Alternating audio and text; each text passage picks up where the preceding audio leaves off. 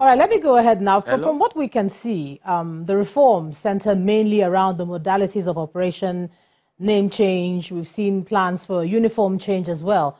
But do you think that's enough, looking at the number of cases of human rights violations against officers? Oh, thank you for having me tonight. I think in compliance with the presidential directives, the Inspector General of Police has directed that all the state SARS have now collapsed to federal SARS. That is the new nomenclature. Like you all know, federal SARS as an outfit drives its power under Section 4 of the Police Act. Section 4 of the Police Act mandates the police officer to prevent and detect crime, to apprehend offenders, to preserve law and order, and of course to protect life and property and enforce any rules and any law and regulations. But the new federal SARS, as reformed, is mandated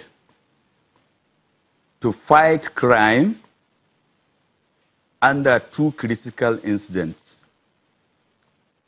armed robbery and kidnapping.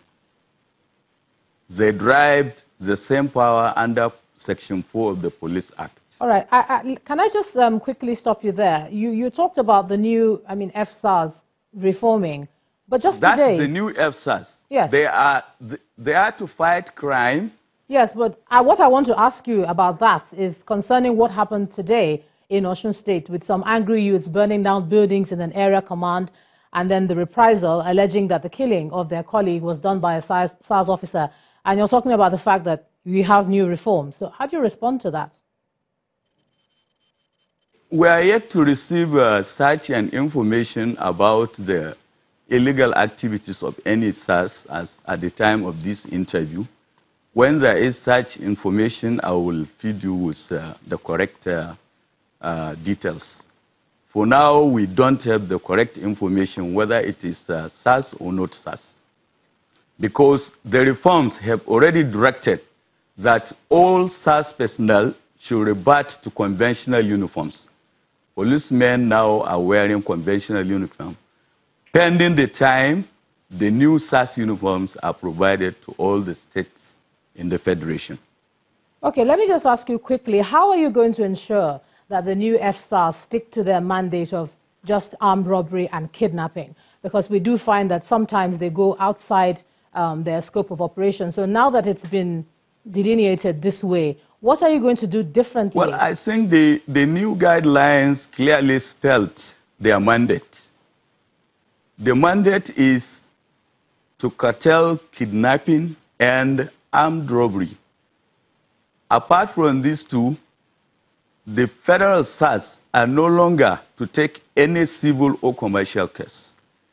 They are not to be seen on stop and search, except on distress call. Yes, the question is how you're going to... If there is any violent crime and there is distress call for them to attend, that one is allowed. The question is how you're going to... Without that, they are not supposed to be seen on any stop and search. Yeah, sorry, but quickly now, the question is how you're going to ensure that that is done. How will you make that happen?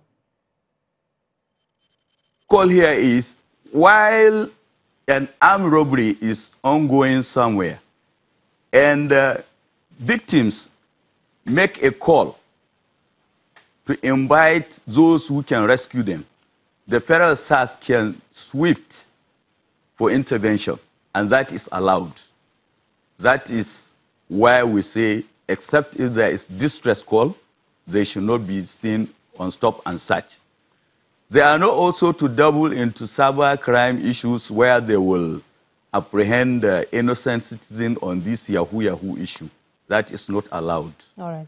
I think the rules of engagements are very clear. The rule stated that they have to be consistent in their approach, in identifying and the management of these two violent crimes, armed robbery and kidnapping. All right, thank you so They much. are also supposed to give